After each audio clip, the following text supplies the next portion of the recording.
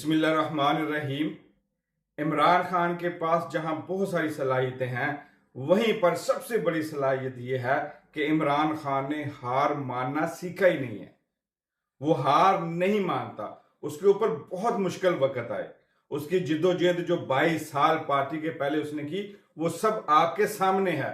वो सड़कों पे सोया, वो कंटेनर में सोया, वो रातों को जागा, वो आप उसने अस्पताल बनाने के लिए गलियों में, कूचों में, बाजारों में पैदल सफर किए, लोगों से एक एक रुपया चंदा इकट्ठा किया, दुनिया के दूसरे मुमालिक में सफर करके उसने उस अस्पताल को कामयाब बनाया, जहां आज पाकिस्तान की अवाम जो है, खास करके वो अवाम जो अफोर्ड नहीं कर सकती, उन अस्पतालों में इलाज करवा रही है। जब क्रिकेट का जमाना था, उसने क्रिकेट के अंदर पाकिस्तान को वर्ल्ड कप जो है वो जितवाया और जो है पाकिस्तान को दुनिया का चैंपियन बनवाया।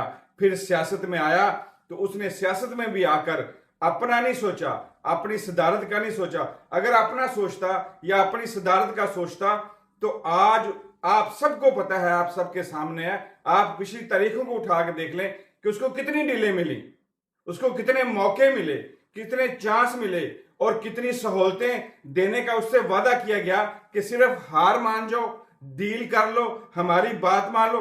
लेकिन उसने हार मानना सीखा ही नहीं है, तो वो हार किससे, वो हार कैसे मानता, वो हार कैसे जाता। और दूसरी बात यह है कि हकीकत बात है, इमरान खान आपसे जीतना नहीं चाहता था। इमरान खान हारा इसलिए नहीं है क्योंकि वो आपसे जीतना नहीं चाहता था। आपसे जीतने का मतलब यह है कि पाकिस्तान से जीत, और पाकिस्तान से जीत वो किसी सूरत में नहीं चाहता था। अगर वो पाकिस्तान से जीतना चाहता तो हकीकत बात है इस्लामाबाद से वो वापस ना मुड़ता।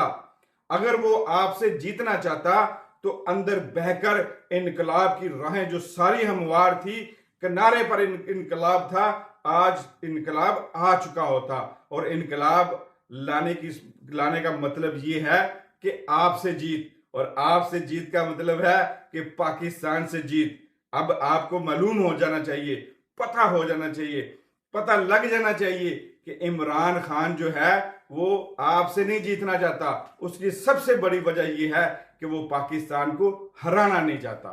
दूसरी बात ये कि हजरत सालेह अलैहिस्सलाम की ऊंटनी जब है, हजरत सालेह अलैहिस्सलाम की जब ऊंटनी को अवाम ने बेकसूर, उस मासूम को जिसका कोई कसूर नहीं था, उस पर जुल्म करके उसको कत्ल किया, तो वो वाकया आप सबके सामने है।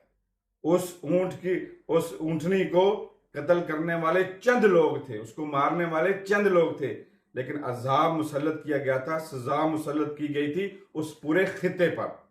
अब आपने इमरान खान को बेकसूर, नाहक और जालमाना तरीके से उसको कैद किया हुआ है, उसको सलाखों के अंदर रखा हुआ है, जो बिल्कुल मासूम है, जिसकी अगर लड़ाई थी तो अपनी अवाम के लिए, अगर उसकी चढ़ाई थी तो अपनी अवाम के लिए, अगर वो इज्जत चाहता था तो पाकिस्तान की अवाम के लिए, अगर वो खुद मुख्तारी चाहता था तो पाकिस्तान की अवाम के लिए, यानी कि मेरे लिए और आपके लिए।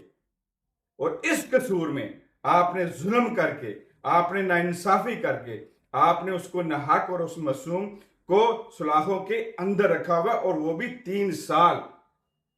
हर चीज को 3 साल देखा जाता है। हजूर सल्लल्लाहु अलैहि वसल्लम ने कोई अमल अगर अगर अगर हम मुसलमान बहसीत 3 दफा कोई अमल दोहराते हैं, और 3 दफा ही दोहराने का हुक्म है, जिक्र है तो वो 3 दफा, तस्बीह है तो वो 3 दफा, इसी तरह आपने उसको सजा दी है 3 साल। इस्लाम में 3 हद होती है, वो जुल्म की हो या फजल की। अब जुल्म की हद आपने कर दी है और तैयार हो जाओ। हकीकत बात है, पाकिस्तान की अवाम, हालांकि कसूर सारी अवाम का नहीं है, सजा सारी अवाम को मिलेगी। कसूर सारी अवाम का नहीं है, कहत जो है सारी अवाम पे आएगा, जुल्म जो है सारी अवाम पे होगा।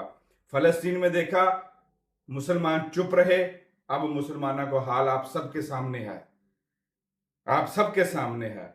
हार मानने वाला हार जाता है, जो डट जाता है वो जीत जाता है। ईरान को देख लो, वो जीत गया है। इमरान डटा हुआ है, अपने लिए नहीं। अगर अपने लिए होता तो खुदा की कसम इन 3 सालों में वो बड़ा कुछ कर गया होता।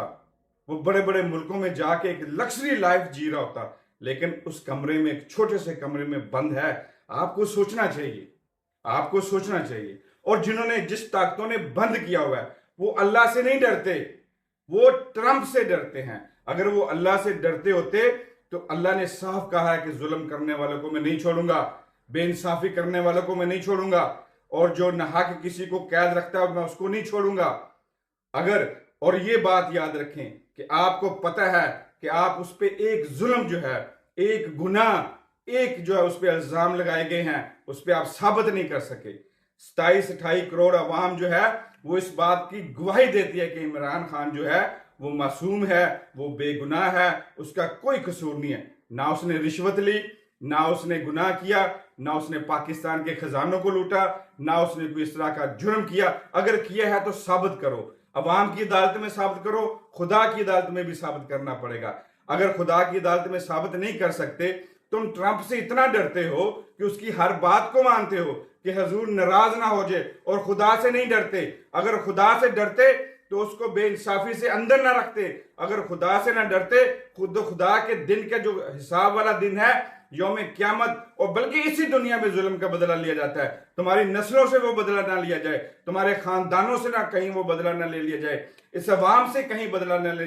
मुझे खुदा की कसम, ये मेरे अपने ओपिनियन है, मुझे इस बात का खौफ है, मुझे इस बात का डर है, क्योंकि मुझे यकीन है कि जो जुल्म करता है उसे उसका बदला दुनिया में दे के जाना पड़ता है, और इसका बदला जो है, इस जुल्म का बदला कहीं पाकिस्तान को ना देना पड़ जाए। आपके दुश्मन चारों तरफ हैं, आपकी जो जुल्म के जो तस्वीरें हैं, जो शक्लें हैं, वो चारों तरफ से हैं।